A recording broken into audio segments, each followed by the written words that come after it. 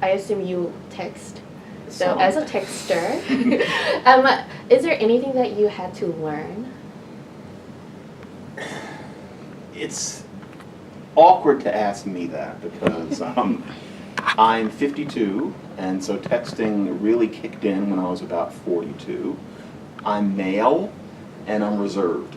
So that texting language is not something I was ever inclined to use. So I text because to be a human being today, you text, but I do it in relatively full sentences. I'll usually use a period. I don't write it like the old Civil War letters, but for me, I'm not writing in that sort of a way that most people write texts. I'm a little too old, I'm a little too male, I'm a little too uptight. But I think that if I had been a little bit younger, I would have had to learn some techniques. Another thing is, how often am I texting with somebody who writes in the full-blown texties? What would the reason really be? My daughters aren't old enough, and otherwise, what was I doing? So if I'm texting, I'm usually texting somebody else who's 40 or 45. We don't do it that way. But I'm fascinated by the people who are the genuine texters as opposed to me who's just kind of faking it. So then even interpreting something like hey with a period versus hey with two Y's or hey with an exclamation point, is that something that you find intuitive? Because I would say that for a lot of us, we're like, we don't know how we learned that, but we just know what that means.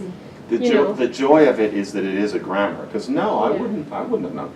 All of this started for me when I was doing a class called The American Languages about 6 years ago, and had one discussion of texting, which frankly until then I didn't know was interesting. I wasn't looking over anybody's shoulder and noticing these things, and only so much had been written about it.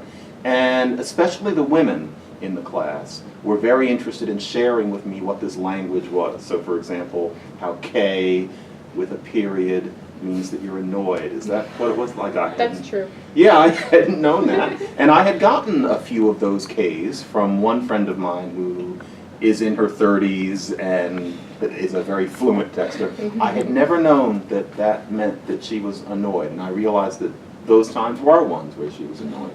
Or other times, she often did ha-ha. And for a very long time, I thought she thought of me as very witty.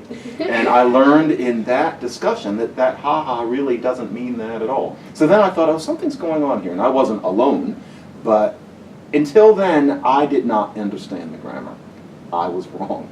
So, I feel like a native speaker of texties, maybe not, I don't always speak in acronyms, but I totally can interpret all of those things, right? So, where do you think that cutoff happened generationally? Or do you think it's more of a cultural thing than a generational thing? Well, no, it's, I guess at this point, a native texter is probably not over 30.